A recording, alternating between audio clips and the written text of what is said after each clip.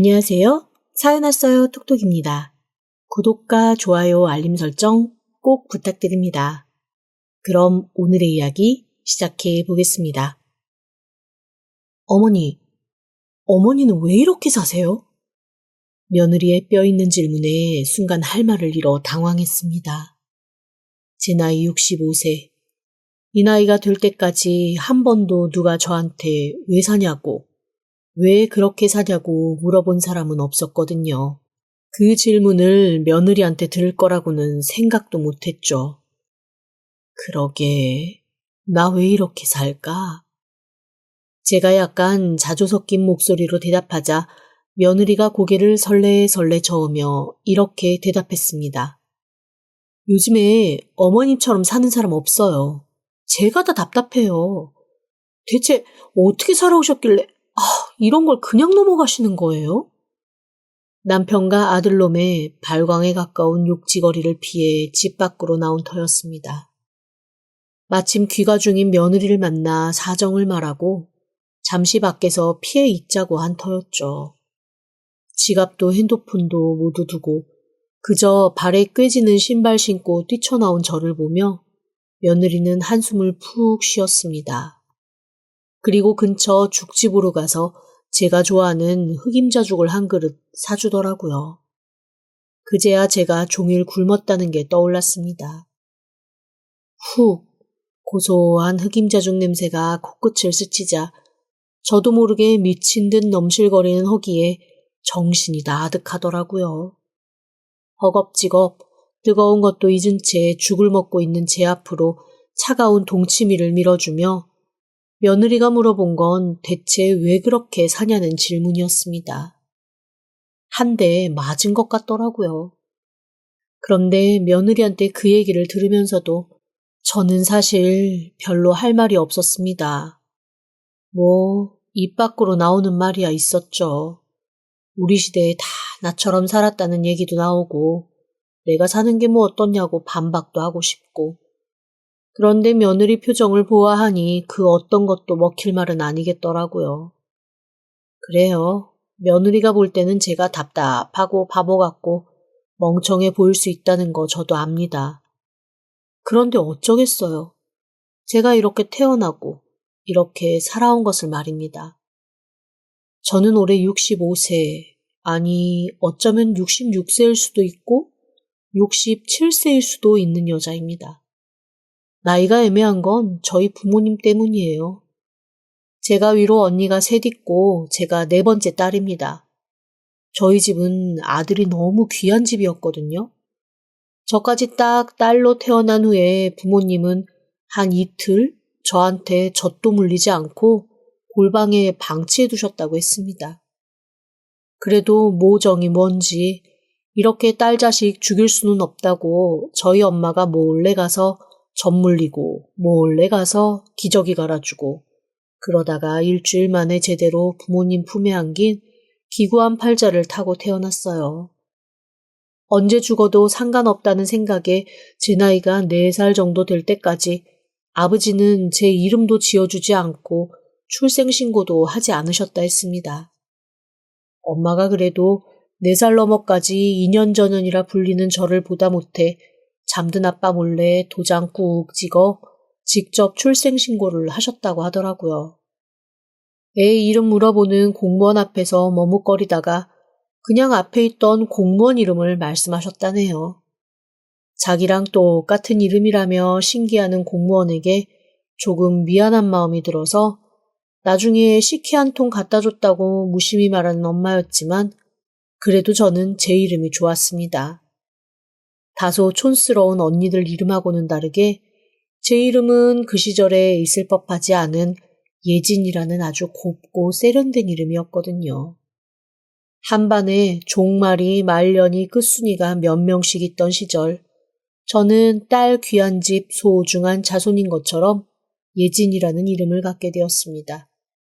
물론 집에서는 한 번도 불려본 적이 없어요. 할머니서부터 모두 인연전연하고 부르는 게 습관이 되었으니까요.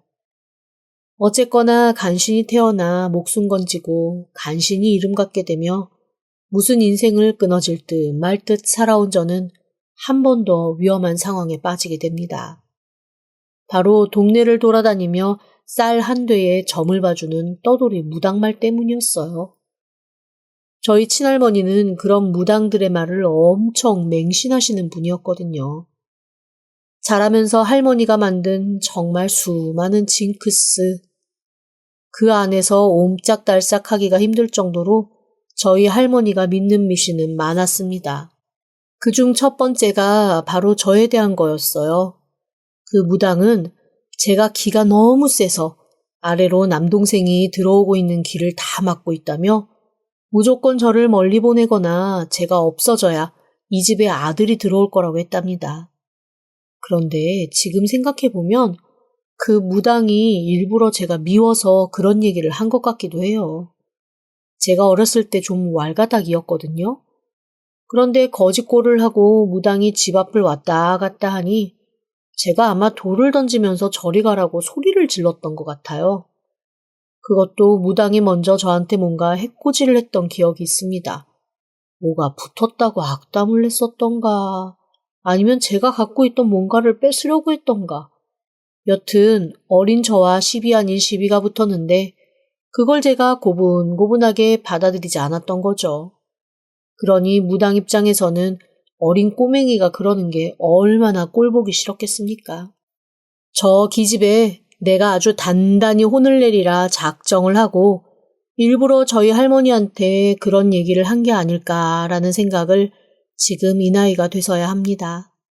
그런데 저희 할머니 그 얘기를 철석같이 믿고 저를 바로 시골에 있는 친척집, 정말 산이 너무 깊어 주변에 살아있는 거라고는 짐승들밖에 없는 것 같은 그런 집으로 저를 보내버리셨습니다.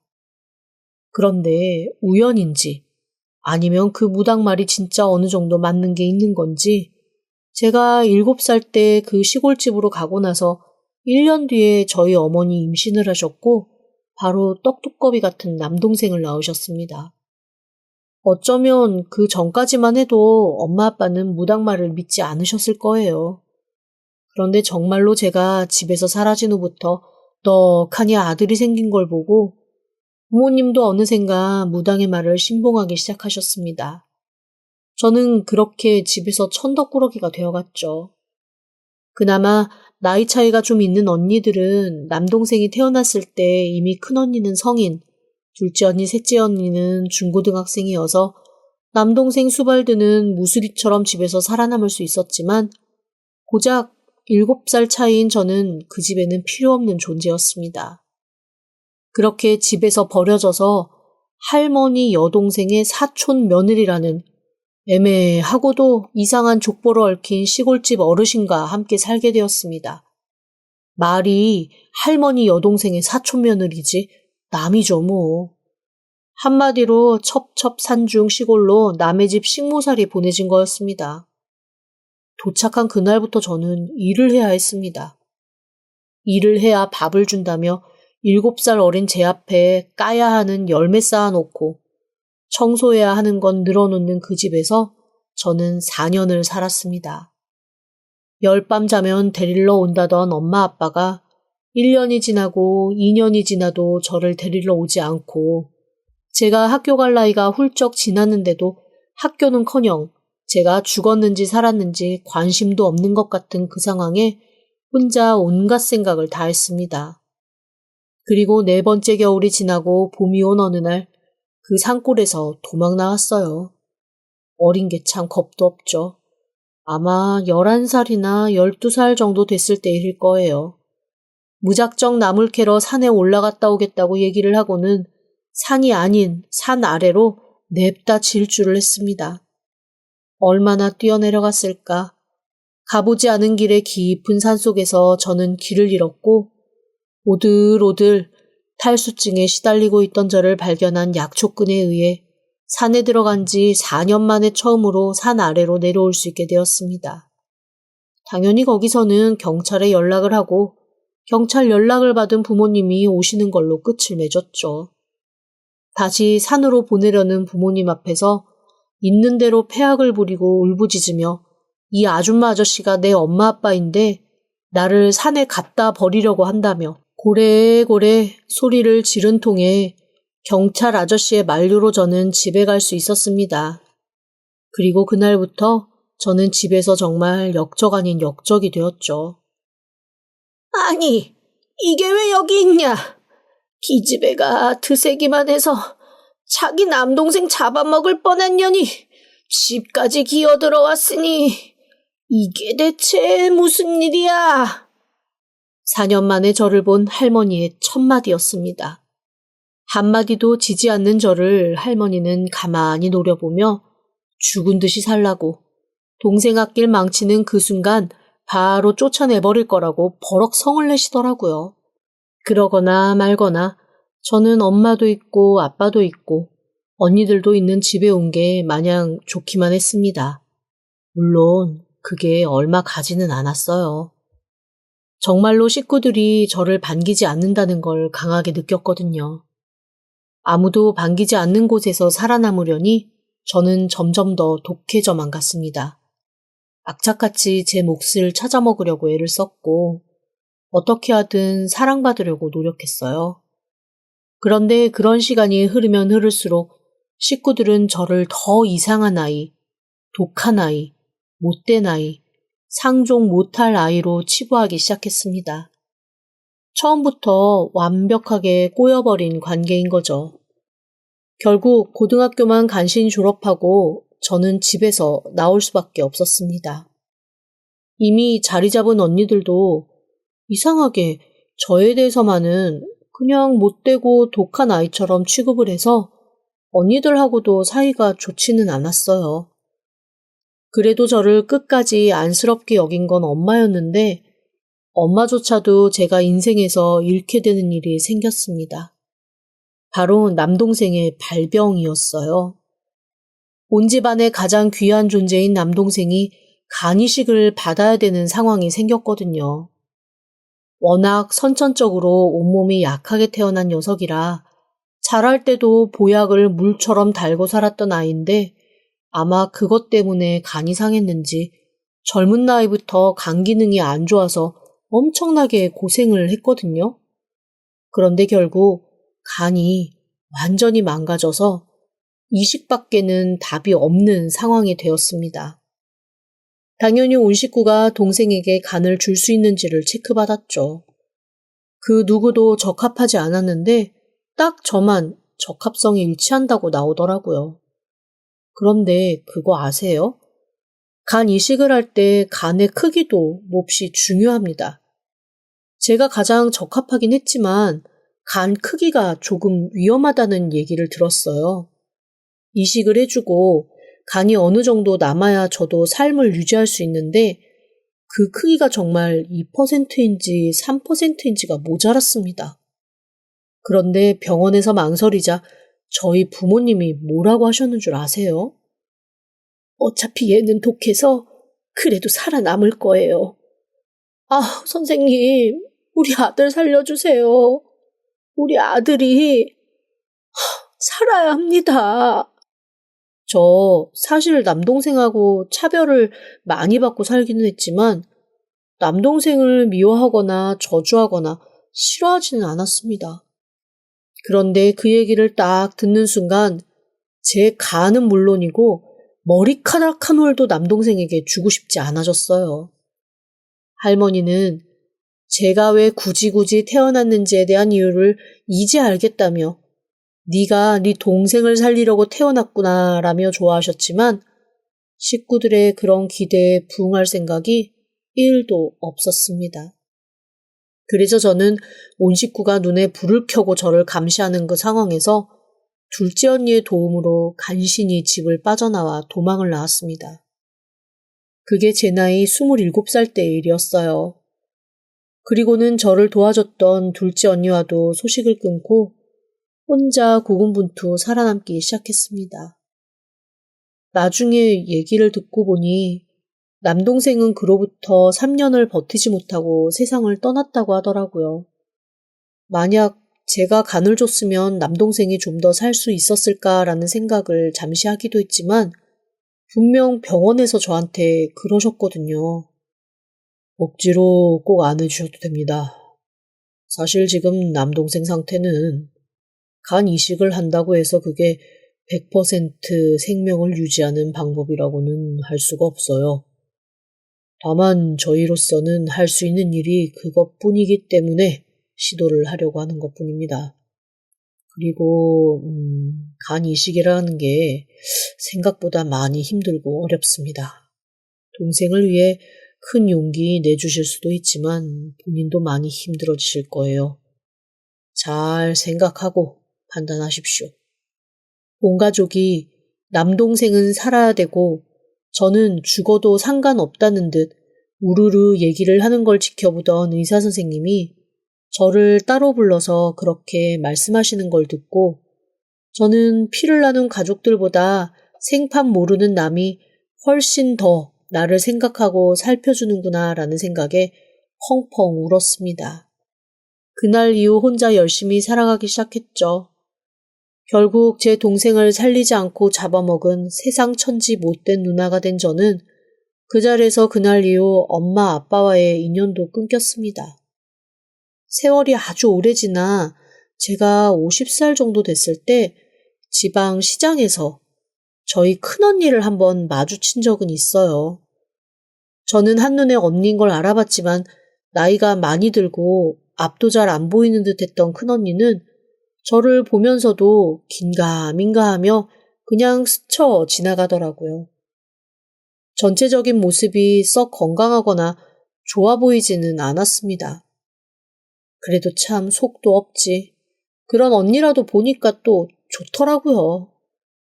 달려가서 아는 척을 했는데 언니가 제게 뭐라고 했는 줄 아세요? 세상 독한 년! 그 간 쪼가리 추는 게 싫어서 도망을 가서 온 집안 박살내놓고 이제 와서 해사하게 언니? 네가 정상은 아니라는 거 내가 진작에 알았지만 이렇게까지 대참 미친년인 줄은 몰랐다. 언니, 그게 무슨 소리야. 언니도 알잖아요. 나 힘들게 산 거. 막내 죽고 부모님 죽자 싸우고 할머니, 할아버지, 아버지까지 줄초상 나고 엄마는 스스로 세상 버리셨다.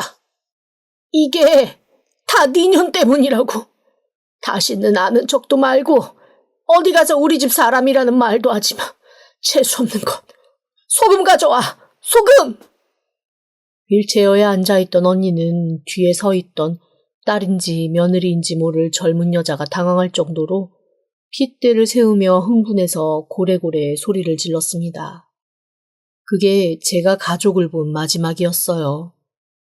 사실 그 당시 저는 남편과의 관계, 아들과의 관계가 최악에 다다라 있을 때라 누구건 마음 털어놓을 내 편이 너무 절실하게 필요했거든요. 그래서 아마 언니를 보고는 반가운 마음에 다가가 말을 걸었던 것 같습니다. 언니 안에 그토록 짙은 한이 있을 거라는 건 미처 알지 못했고요. 그리고 엄마가 스스로 세상을 버렸다는 건 저도 큰 충격이었습니다. 한동안 그 충격에 남편과 아들이 부리는 억지와 패악이 아무렇지도 않을 정도였으니 이것도 또 나름 충격으로 충격을 상쇄하는 그런 거였으라나요. 그 즈음 저를 힘들게 한 남편과 아들의 사건은 다름 아닌 사업이었습니다. 저와 제 남편은 40이 넘어 결혼을 했어요. 진정 없이 홀로 지내는 저를 고아라고 생각하신 회사 대표님이 중매를 서주셨고 전처사별로 아들 하나 키우며 사는 지금의 남편을 만났습니다. 사실 처음에는 남편과 사이가 좋았습니다.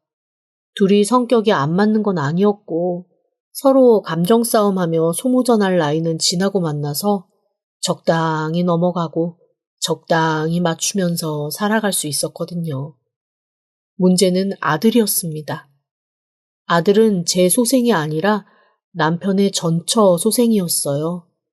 평생 자기 엄마 아빠가 죽도록 싸우는 것만 보다가 엄마가 세상을 떠나고 뒤늦게 자기 엄마 자리로 들어온 제가 아빠와 사이좋게 지내는 것을 보며 아들이 삐뚤어지기 시작한 거였습니다. 처음에는 아들을 나무라던 남편도 점점 저를 탓하기 시작했습니다. 본인도 힘드니까 저한테 아픈 말을 마구 쏟아내더라고요. 이래서 사람이 잘 들어와야 하는 거야. 아니, 당신은 애 마음 하나 못 잡아? 친엄마 아니라고 해 구박하고 그러는 거 아니지? 사랑으로 감싸라고, 사랑으로! 그렇게 아이에 대한 모든 것을 저한테 떠넘긴 남편은 그때부터 아주 좋은 핑계가 생겼다는 듯 아이에 대한 모든 것, 그리고 집안 상황에 대한 모든 걸 저한테 다 책임을 전가시키기 시작했습니다. 저의 등장으로 인해 자기 아빠와 사이가 좋지 않았던 아들은 아빠가 자기 편을 들어주는 것 같으니까 금세 자기 아빠한테 돌아서더라고요. 결국 제가 의도한 건 아니었지만 저는 그 집의 왕따가 되고 말았습니다. 그렇게 세월이 흘러 아들은 결혼을 하게 되고 결혼을 하면서도 저에 대한 무시는 계속되었죠. 그런데 참 사람이 이상한 게 그 세월이 길어져서 익숙해지다 보면 그냥 또 거기에 순응하게 되더라고요. 이 집에서 나는 그냥 이런 사람인가 보다 하고 사는 거요. 그 와중에 며느리가 던진 그 한마디가 저한테 새로운 충격을 준 겁니다. 그러게, 나 왜 이러고 살지? 굳이 이렇게 살 필요가 없는데, 나 왜 이러고 살지? 며느리의 그 한마디를 들은 후부터 제 머릿속엔 계속 그 생각이 맴돌기 시작했어요. 그러면서 제 스스로가 한심하고 답답해서 피식피식 웃음이 나더라고요. 제 마음을 알아줬다는 것 하나만으로도 저는 며느리에게 고맙고 감사했습니다. 그래서 그 다음부터 며느리한테 조금 더 신경을 쓰기 시작했죠. 하지만 참 사람 마음 간사한 게 모든 게 다 제 마음 같지 않나 봐요. 똘똘하고 진중한 며느리는 저한테만 귀했나 봅니다. 집에서 새는 바가지 밖에서도 샌다고 저한테 못된 소리 찍찍 하던 그 버릇 그대로 아들은 며느리한테도 결혼한 지 얼마 되지 않았음에도 못되게 하대를 하기 시작했습니다. 지독하게 사랑해서 결혼하면 뭐하나요? 그 사랑이 지긋지긋한 관계로 바뀌어가는 건 정말 한순간이더라고요. 저한테 하는 것까지는 몰라도 며느리한테까지 그렇게 못되게 하는 걸 보고 어느 날은 아주 작정하고 제가 며느리 편을 들며 그 자리에서 몇 마디 했습니다. 아니 그런데 이게 웬일입니까? 그동안은 제가 무슨 말을 해도 가만히 듣기만 하고 있던 며느리가 그날은 저한테 대놓고 이러는 거예요. 어머니, 지금 누가 누구 편을 들어요? 그 말에 제 말문이 탁 막히더라고요. 제 깐에는 그래도 편 들어준다고 한 얘기였는데 며느리가 딱 그 한마디를 하는 순간 그래, 내 주제에 무슨 이라는 생각이 들면서 기가 확 죽었습니다. 옆에 있던 남편과 아들도 대놓고 저를 무시하면서 한마디씩 거들었습니다. 하여간 주제를 몰라 주제를. 지금 여기가 당신이 나설 자리야? 가만히나 있으면 반은 가지. 어휴. 하여간 배부르고 등 따시니까 주제 모르고 기어오르는 무엇된 습관만 들어가지고. 에이. 엄마, 뭘 좀 모르면 가만히 있어요. 이 사람이랑 저랑 얘기하는 거 알아듣기나 해요? 반도 못 알아들으면서 왜 자꾸 쓸데없이 참견이에요? 하여간 이래서 집에 사람이 잘 들어와야 해. 세아가, 너 노선 똑바로 잘 잡아라. 네 시어머니 존중한답시고 삐딱선 탔다가는 너도 얄짤없어. 들었지? 뭐라도 손에 쥐려면 너 지금부터 눈치 잘 봐. 참담하더라고요. 창피함이 극한에 다다라 정말 얼굴이 터질 것 같이 달아오르던 그때 반전은 그때부터 일어났습니다. 며느리가 폭탄 선언을 했거든요. 그래서 저 어머니랑 집 나가려고요. 이건 또 무슨 소리인가 싶었습니다. 가만히 며느리를 쳐다봤죠. 그랬더니 며느리가 제 옆에 와서 제 손을 꼭 잡으며 이렇게 얘기하더라고요. 어머님, 그냥 제가 하는 대로 가만히 있으세요. 제가 알아서 할게요. 그리고는 그때부터 또박또박 제 남편과 아들한테 한마디씩 하기 시작했습니다. 구구절절 옳은 말이었고 저로서는 채증이 내려갈 정도로 속 시원한 말이었습니다. 하지만 두 남자에게는 어이없고 기막힌 얘기였겠지요. 사실 이 집에서 어머님 없으면 두 분 다 아무것도 못하시잖아요. 자기 빤스한장 어디 있는지도 모르시는 분들이 왜 이렇게 어머님한테 못되게 하세요? 그리고 당신도 그래. 어머님한테 하던 그 버릇 그대로 최근 들어 나한테 하는 거 내가 꾹꾹 참고 있었는데 더 이상은 못 참겠어. 사람이 하나를 보면 열을 안다고 자기 엄마한테 그렇게 하던 버릇 그대로 나이 들어서 나한테 할 텐데 나는 그런 거 참고 살 만큼 착한 사람이 아니야. 그러자 아들이 발끈하며 며느리한테 소리를 지르더라고요. 아주 그럴 때면 자기 아빠와 아주 똑 닮은 성질머리가 제대로인데 볼 때마다 정말 진절머리가 납니다. 뭐가 어쩌고 어째? 너 아주 속에 이것저것 쌓아둔 모양인데 그래봐야 네가 뭘 어쩔 수 있는데? 왜 그랬지? 줄 잘 서라고. 나 줄 잘 서려고. 그래서 말인데 우리 이혼하자. 뭐? 너 미쳤어? 내가 우리 엄마한테 뭘 어떻게 하든 네가 그걸 가지고 지금 나한테 이혼하자 어쩌자 그 말을 할 자격이 돼? 되고 말고. 아니, 그것보다 바람난 남편한테 이혼하자는 얘기는 어느 아내든 할 수 있는 거 아닌가? 그 말을 듣고 저는 깜짝 놀랐습니다. 저도 모르게 너무 놀라 아들을 붙잡고 물어봤죠. 이게 무슨 소리야? 너 바람 피니? 그러자 아들의 얼굴이 하얗게 질리더라고요. 얼마나 놀랐는지 변명조차 못하는 그 모습을 보고 기가 막혔습니다. 내가 모를 줄 알았어? 당신 바람 피는 것도 알고 당신이 회사에서 정리해고 당한 것도 알아. 생활비 절반 내는 거 퇴직금에서 찔끔찔끔 갖다 주는 것도 알아. 참, 우리 집도 전세에서 월세로 바꿔달라고 집주인한테 전화했었더라? 그런데 몰랐지. 우리 사는 집 진짜 주인이 우리 엄마라는 거. 뭐라고? 장모님 집이라고? 아닌데? 이름이 그게 아니었는데? 우리 이모부 이름으로 되어 있지. 그러니까 사기를 치고 거짓말을 하려면 제대로 알아보는 성이라도 있으라고. 그리고 당신 회사에서 나오는 성과급도 다른 통장으로 받았더라? 몰랐지. 당신 회사 격리부서에 내 친구 있었어. 지금 회사 그만둔 최대리. 최대리 내 친구인 것도 모르고 총각인 척 연애하고 싶다고 최대리가 이상형이라고 주접도 떨었더라?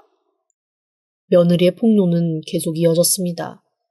이게 뜬 소가 한 번 하면 무섭다고 평소 얌전하던 며느리가 한 번 말이 터지자 아주 던지는 말마다 폭탄이더라고요.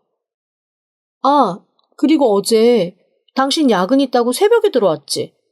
바람난 여자랑 있었던 거 다 알아. 9시 반쯤 그 여자가 전화 받으러 나가서 한 30분 있다 들어오지 않았어? 그거 나였어. 아마 그 시간 이후에 그 여자 분위기 냉랭했을 텐데? 안 이상했니? 자기가 유부남인 거 모르고 만났다며 싹싹 빌더라.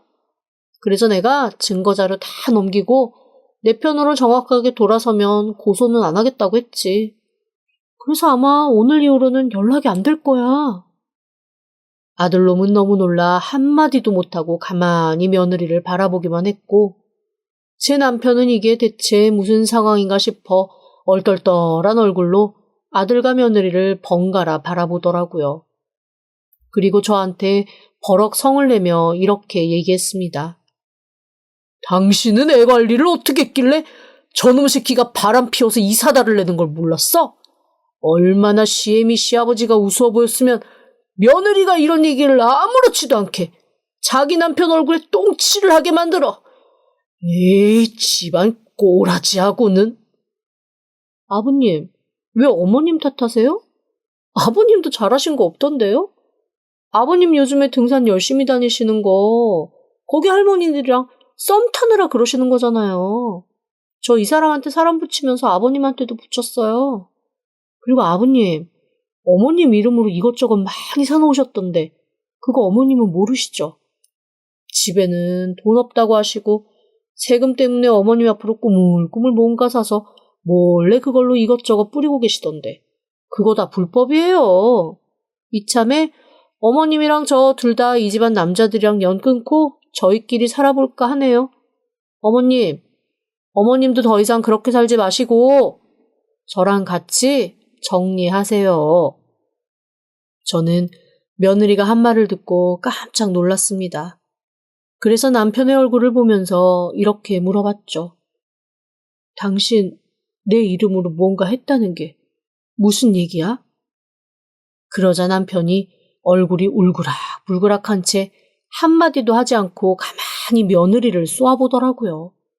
제 남편이 남편 이름으로는 재산을 많이 축적할 수 없는 그런 자리에 있습니다.